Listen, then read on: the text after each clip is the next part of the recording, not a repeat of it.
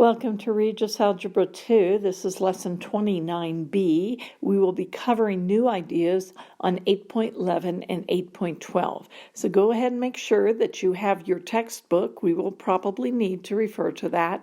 And also your homework for 8.10, 1 through 32 all. So we begin this with our devotion, Isaiah 26:3. In the scripture has a wonderful promise. It says, you, speaking of God himself, will keep him, or you keep him in perfect peace, whose mind is stayed on you, because he trusts in you. Okay. So we see that perfect peace comes from God himself. He's the one who's able to establish peace in our hearts and to maintain it. He keeps us in this peace. Okay, so that's a beautiful promise. Jesus says, peace I give to you. My peace I give to you, not as the world gives it. Do I give it to you? Okay, so it's not the world's kind of peace. What's the world's kind of peace? Well, I can find a certain dimension of peace by relaxing at the end of a long day, by sitting at the seashore and watching the waves come in, by sitting out and listening to the breeze in the trees, which we are able to do a lot right now, and just close my eyes and let the sunshine beat upon my face. All those things provide a dimension of peace. Listening to beautiful music, looking at beautiful works of art, sitting there and sketching myself, or even playing an instrument, singing, you name it, right? There are many, many things that provide us a dimension or a quality, an aspect of peace, and they relax us. But then we easily ramp up again. But the peace of God is something far deeper than that, something that does not shift with circumstances. But notice we can tend to become unaware of it. Okay, so we have a part to play. And so it says he will keep us in perfect peace, but then he gives us two conditions. And these are the conditions that we have to meet in order to stay in that peace. One is we have to keep our mind focused on him, whose mind is stayed on you, stayed, focused, alert, concentrated, keeps coming back, thinking about. What am I thinking about in my mind when I'm thinking about the Lord? When my mind is focused on him, I tend to think about who he is, his character. He's loving, he's kind, he's merciful, he's gracious, he's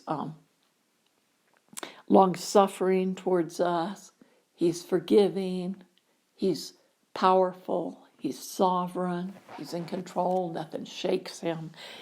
All his qualities. That's one thing I stay my mind on. The second thing I stay my mind on is what he has done. He has done this for me. He has rescued me here. He has delivered me here. He has provided for me here. He has promised me this, right? All these things that he does. Now, so it says he keeps us in perfect peace if, we could read it that way, our mind is stayed on him and, or listen to it the way it says, whose mind is stayed on you because he trusts in you. So not only do I have to put my mind on him, but the second thing I have to do is exercise my faith. That means believe. What am I believing? That who he claims to be, he truly is. If he says in the word that he is gracious, he is gracious. If he says he will forgive those who confess their sins, he will forgive them. And so we trust that what he says about himself is true. If he says he's in control, guess what? We trust that he is in control. He is sovereign. He rules in the affairs of men and of nations. Now, the second thing we do is we trust what he has done. If he has rescued me in the past, I should believe that he will rescue me again. If he has been gracious to me in the past, I believe he will be gracious to me again. And so doing these things, remembering who he is, and believing that he will do a repeat performance, if you will. He will be as he has been. Then my mind, my heart, my emotions will all be at peace in him. Okay, powerful scripture. So I recommend that you would meditate on that. Now we're going to go over our answers, 8.10, 1 through 32 all. So go ahead and put it on pause if you haven't yet gotten it. Let me give you the answers, and then I'll do several examples that I have not already done. Number 1, 4xy. Next, 9 cubed root of 4a squared. Next, b cubed root of 9b. Next, 2cy fourth root of d. For next section, number 5, 16 the square root of 2, 27x squared, c squared, d squared, the fourth root of cd, and finally 2n, the square root of n. The next section, beginning with number 9.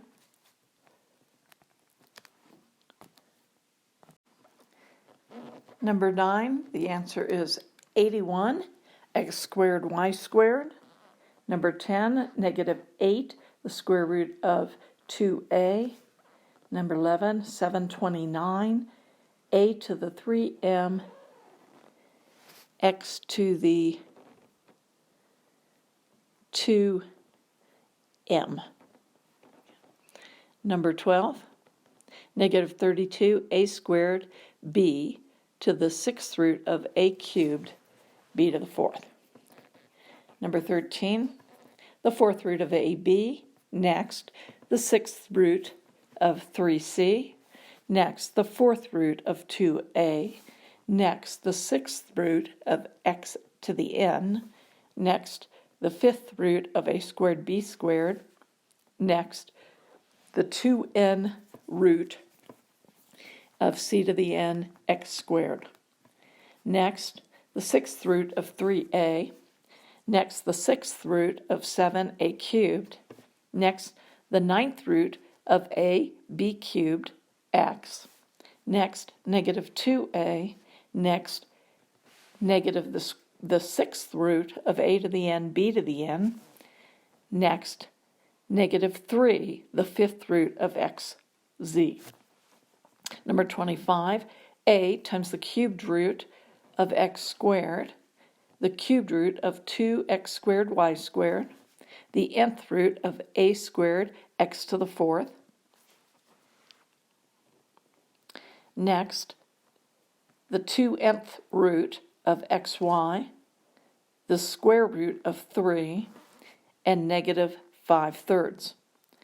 Number 31, 3 miles per hour for Alex's original speed, and 4.27 miles per hour, 4 2/7 miles per hour for Cameron's speed.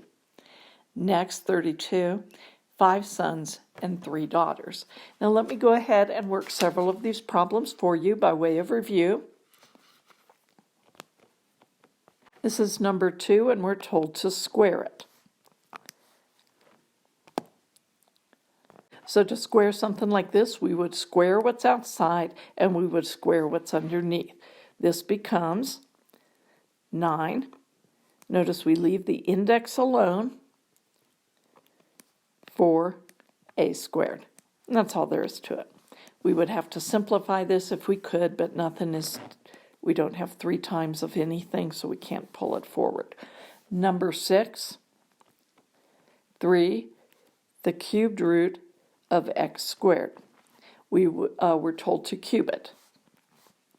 So again, we would have to cube this, and we would have to cube this, and then simplify if we could. That would be 27, the cubed root of x to the 6th. This can simplify because we can divide the index and the and each part of the we only have an x, but each part, if we had 3 things, we'd have to be able to divide all 3 by the 3. Okay, so this would then become 27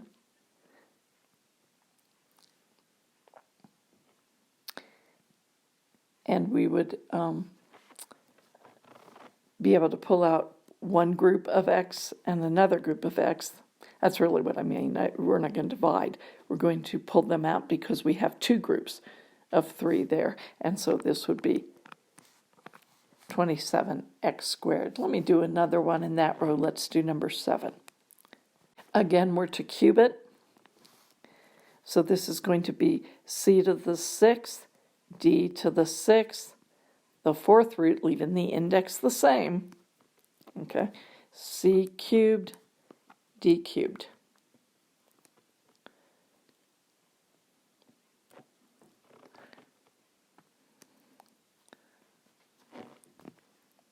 Okay, that's funny. I wrote in my answer as the problem. Let's try that again. Okay, now we have nothing in front, so we're going ahead and doing the 4th root. We leave the index alone, c to the 9th, d to the 9th. Now, we have 2 groups of 4 there, so that would be c squared. 2 groups of 4, that'd be d squared, and now what's left under the radical is 1 more c and 1 more d. There we go. All right, number 10, let's do that. Okay, we're to cubed. What's in the parentheses? A negative cubed is going to be a negative. 2 cubed is going to be 8. And then under the radical, which is the index does not change, we're going to do 2 cubed and a cubed.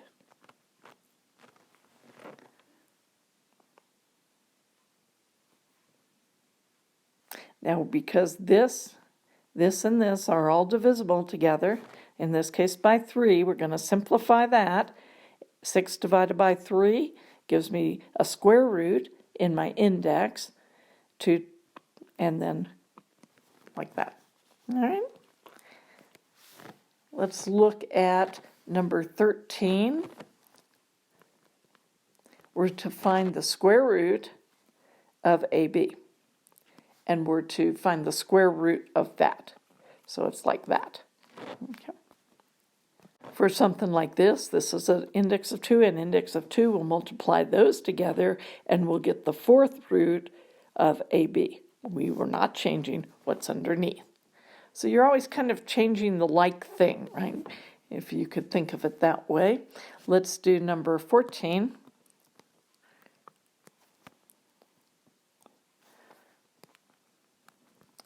We've got the cubed root of 3c, and we want to take the square root. So we'll multiply those. This becomes the 6th root of 3c, not changing that. Let's do number, how about, we'll do 17. That's a little bit different. Okay, we've got the 5th root of a to the 4th, b to the 4th. I want to take the square root of that. Again, we're going to multiply our indexes. This becomes the 10th root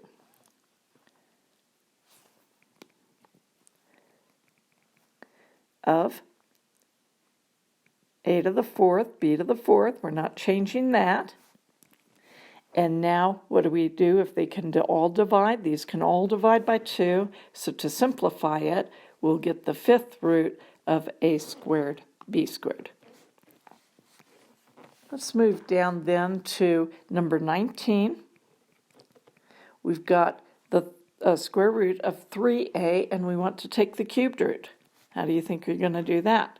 Well, this is a square root, this is a cubed root, same kind of idea. We're going to have the 6th root of 3a. This will not simplify, and that's my answer.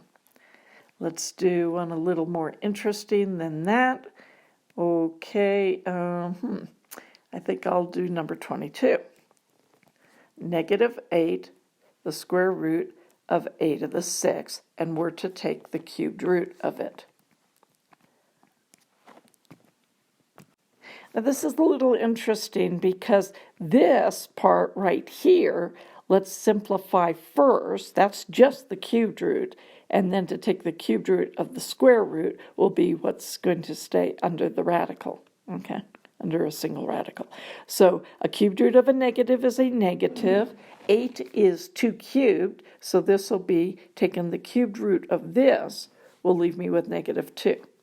Taking the cubed root of this part will leave me with the 6th root. Don't change what's under, a to the 6th. Of course, looking for any group of 6, and we have one, so altogether this is -2a. So that's a little bit fun, a little more interesting there. And I'm looking for anything else that's interesting. Okay, we'll go to the next page and work number 26. Well, recall that to take something to the half power is the same as the square root. So writing it like we have been, I would also write this as that. Since it involves everything, there's no extra term right there like there was in the last one. We'll just multiply out our indexes, getting the 6th root. I'm going to write 2 squared for rewriting of my 4. X to the 4th, y to the 4th. I can simplify that because they all divide evenly by 2. And so this then becomes the cubed root of 2x squared, y squared. So hopefully these are starting to feel very comfortable for you. Let me see if I want one more. Well, this is kind of fun. When we have it in the denominator, that just means we're going to take the mn becomes my index, square root of x to the m, y to the m. Well, now what do? If we can divide everything by something, right, we can simplify it, and this leaves me with the nth root of xy. I'm sorry, this should be a 2. There we go, my index there is 2. So it's the 2nth root of xy. That would have been here. Okay. All right. So if you have any questions, any other questions, we've gone over a great deal of these problems, but if you still can't work one out, what's the cardinal rule? Text me. Now for the word problems, 31 says, Alex takes 3 hours longer than Cameron to walk 30 miles. Okay. But if Alex doubles his pace, he takes 2 hours less than Cameron. Find both of their speeds, original speeds. Okay, now 31 is a kind of a difficult problem. It's one of these rates and distance problems, so we always have to start with that basic formula, rate times time equal distance. Okay.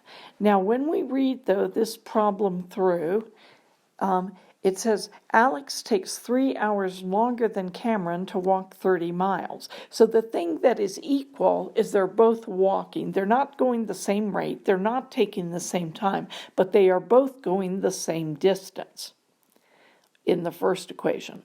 Now let's think about the second equation, distance.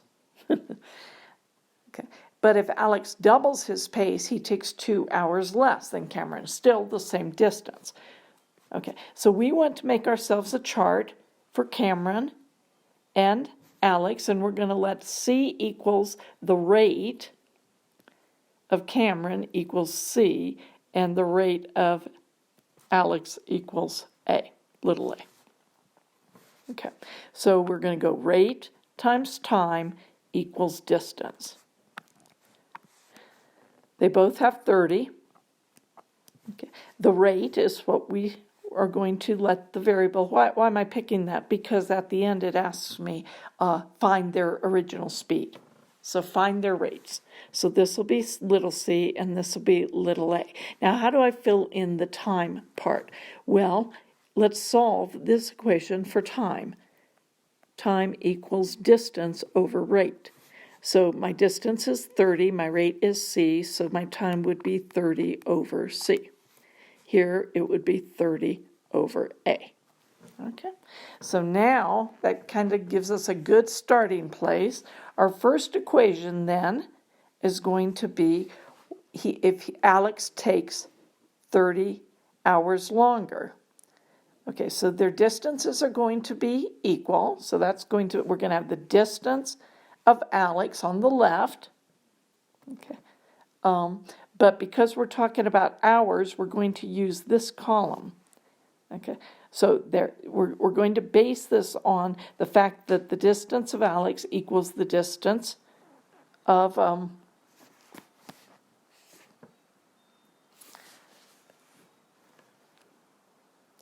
but I'm okay, never mind. I actually based this already on that. Let's back up here. Okay, but we're talking here now in this equation, we're talking about time. It says Alex takes 3 hours longer than Cameron. So the time of Alex, if he's 3 hours longer, we're going to take Cameron's plus 3. The time of Alex is what? 30 over A equals the time of Cameron, 30 over C plus 3 more hours. So there's one equation. What would the next equation be? But if Alex doubles his pace, he takes 2 hours less than Cameron. So the left side will have to talk about Alex's time.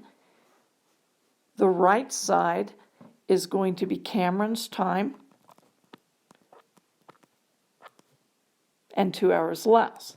Now for the left side, we have to represent Alex's time. Where is it? Right there. But we're going to double it. Okay, so we double the pace. So if we put a 2 there, this would end up being 30 over 2A. Does that make sense to you? And that will be number 2 equation. Now let's go ahead and simplify those a little bit. We're going to take the A and the C variable to the left-hand side. We're going to get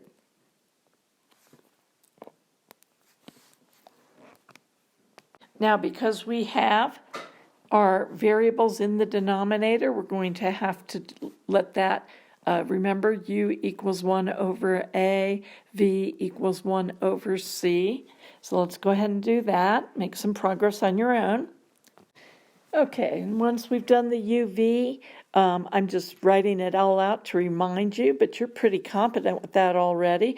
And when we've got a U of 1/3, a V of 7/30, we want to take the reciprocal for the X. So X was who, well, not X in this case, I'm sorry, A for Alex, okay, is 3, and C, not Y, but C for Cameron is 4 2/3 miles per hour. Okay, let's go to the next page then for the last word problem. The problem says, in a certain family, each son has one more brother than sisters, but each daughter has as many brothers as one less than 3 times her sisters. How many sons and daughters are there? So we'll let S equals the number of sons, and D equals the number of daughters. Okay, now these are a little bit squirrely, but watch it carefully. Listen to the wording. In a certain family, each son has one more brother. Okay, so the number of brothers plus 1. Well, let's take it back here. Sorry. Okay, so it says each son has one more brother, so the number of brothers would be the sons minus 1.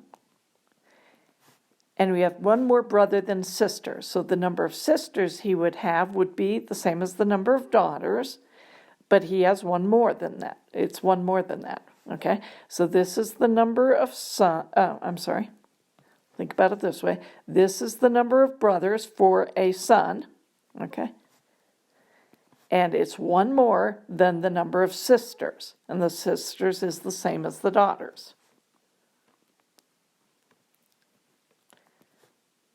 And one more.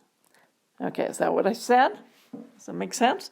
Listen, each son has one more brother. There's the number of brothers for a son. Then sisters. So there's the one more, the plus 1, and the sisters is the same as the daughters. So there's equation number 1. But each daughter has as many brothers. Okay, for a daughter, how many brothers does she have? The same as the sons. As one less than, so we're going to take it away, 3 times the number of sisters. For a daughter, the number of sisters would be D minus 1.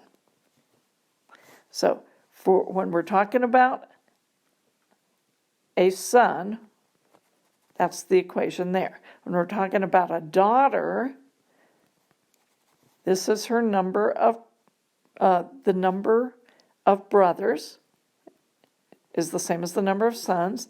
The number of sisters is 1 less than the number of daughters, because she can't count herself. 3 times the number of sisters less 1. Okay, so these are my 2 equations. A little bit crazy, huh? Takes a little thinking to get that out. Now, what am I going to do then? Well, I'm just going to go ahead and simplify these equations a little bit and put my I think I'll do a substitution. Sure, why not? We'll do this. We'll say S equals D plus 2 to solve this. And I'll plug that in here. D plus 2. I'll go ahead and distribute. 3D minus 3 minus 1. Let's gather up some terms. We'll pull the D's to the right. We'll get 2D. I'll do it this way. Let's pull the D's to the left. So we get negative 2D equals negative 3 minus 1 is minus 4, minus 2 is minus 6, D equals 3. So there's 3 daughters. How many sons are there? Go ahead and plug it back in here. So daughters equal 3. I've already written that down. And sons equals 3 plus 2, or 5. So that one's a much simpler problem, actually, than number 31. But it is squirrely, because we have to think in terms of sons versus brothers, okay, and daughters. Now, both of those would not be the kind of problem, actually, that I would give you on the test. Those are a little more challenging. Now, let's look at our new concepts. What's our time? Pretty close to the end. Let's go ahead and stop this now. This will be part 1, and we'll do a part 2.